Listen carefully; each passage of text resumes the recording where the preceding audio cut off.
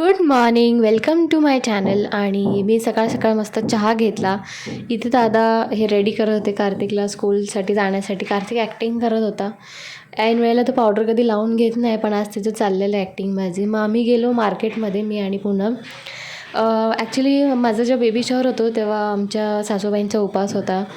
तर मम्मीने त्यांना वाढून आणलेलं. आता जे महाराष्ट्रात त्यांना माहिती असेल वाढून आणलेलं नवरात्रीचं म्हणजे काय असतं ते, साडी आणि फराळचं वगैरे. सो आता यावेळेला आम्हाला न्यायचं होतं मम्मीला वाढून. आणि संध्याकाळी होतं कन्यापूजन. मग आहेर फराळाचं सामान वगैरे, कन्यापूजनचं सामान सगळं आणलं बाजारातून. रुमालं वगैरे, फळं फुलं हे ते सगळं आणलं. आणि माझा पण 9 दिवस उपवास होता म्हणून फराळ करून घेतला, वड्या आणि हे. आणि राणी आलेली तिथे घटाला, तिला ओटी भरायची होती. इथे संध्याकाळी मी कन्यापूजनची छान तयारी केली, सामान वगैरे सॉर्ट केलं, म्हणजे वेगळं वेगळं ठेवलं म्हणजे ऐन वेळेला घाई नको. आणि मी पण छान तयार झाली आणि रांगोळी दिवे वगैरे काढले. सगळे छोट्या छोट्या कन्यांना बोलवलेलं, त्यांचं पाय धुवायला पाणी वगैरे ठेवलेलं. आणि मग हे एक एक करून येत होते. छान वाटत होतं. लहान मुली अशा नटून थटून एक्साइटमेंटमध्ये येत होत्या, बसत होत्या.